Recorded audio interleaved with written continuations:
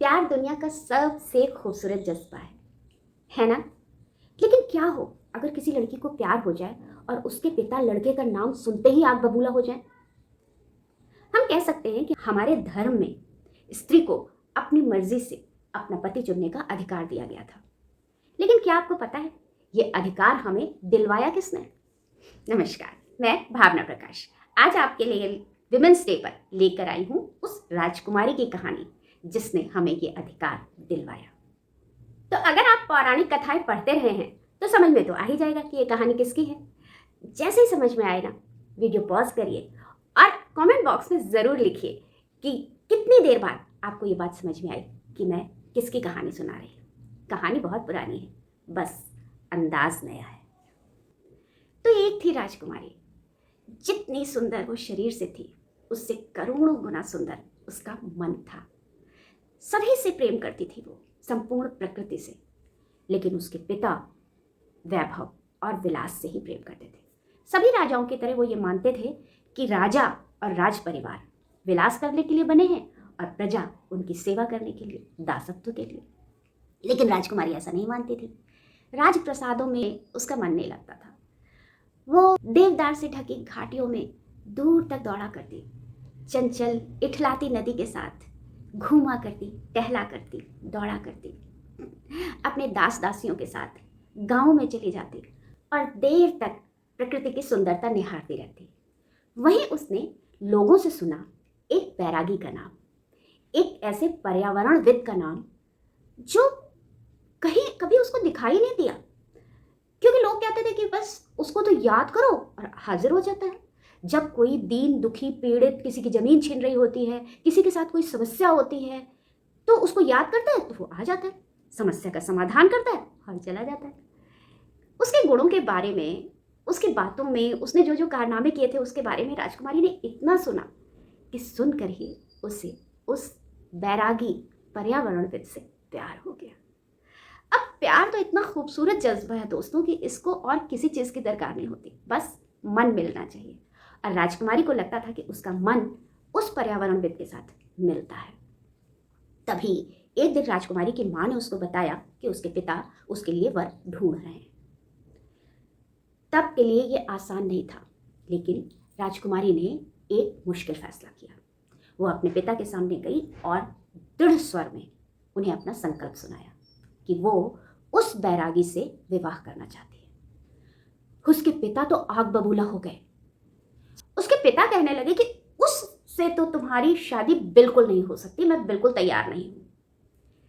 तब राजकुमारी ने लॉजिक को अपना हथियार बनाया।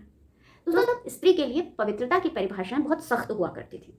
तो उसने अपने पिता से कहा कि मेरा मन अब पवित्र नहीं रहा, क्योंकि मैं मन से उस बैरागी पर्यावरणविद को अपना पति मान चुकी हूँ, प्रेम करने लगी हूँ उससे। सख्त और दृढ़ स्वर में कहा दोस्तों उस राजकुमारी ने अपने पिता से। तब आसान नहीं था ये। तो मैं उससे प्रेम करने लगी हूँ, इसलिए अगर मेरा विवाह आप किसी और से करेंगे तो मैं स्वीकार नहीं करूंगी, मैं अपनी जान दे दूंगी। राजा को हथियार डालने पड़े। उन्होंने राजकुमारी को उसकी मर्जी पे छोड़ दिया। लेकिन दोस्तों ये इतना आसान भी नहीं था। अरे भाई, विवाह के लिए तो दोनों की रजामंदी जरूरी होती है।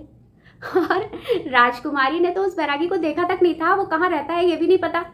तो फिर वो बैरागी राजकुमारी के बारे में कैसे जानता? और जो राजकुमारी के बारे में जानता ही नहीं था उसे उससे शादी के लिए तैयार कौन कराए? जाहिर सी बात है ये काम राजकुमारी को खुद करना था।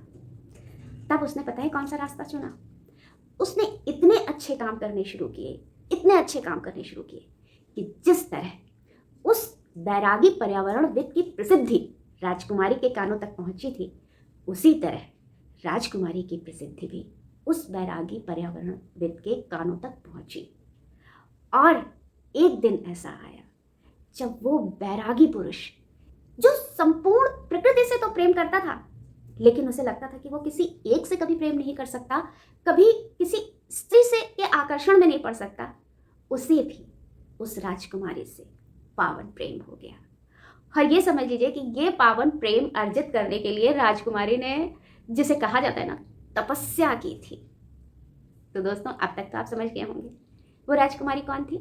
जी हाँ, सबसे पहले विश्व में प्रेम करने और स्त्री को उसके मन चाहे वर को चुनने का अधिकार दिलाने वाली राजकुमारी पार्वती। इसीलिए आज भी हिंदू धर्म में सभी व्रत त्योहारों में सिंदूर लगाने से पहले स्त्रियां माँ पार्वती को सिंदूर चढ़ाती हैं और विवाह से पहले हर लड़की माँ पार्वती की पूजा करने जाती है, क्योंकि वो पावन प्रणय की पावन देवी कही जाती है। तो जहां एक ओर आदि पुरुष शिव जी पावन प्रेम के पहले प्रतीक हैं, जिन्होंने संसार के सामने पहली बार ये परिभाषा रखी कि पुरुषत्व सुरक्षा, प्रेम और समर्पण देने में है, भोग और विलास में नहीं, वही दूसरी ओर पार्वती जी सबसे पहले प्रेम करने और औरत को प्रेम करके अपना इच्छित वर चुनने का अधिकार दिलाने वाली पहली स्त्री है। कितना अद्भुत संयोग है ना दोस्तों कि आज विमेंस डे के दिन महाशिवरात्रि पड़ी है।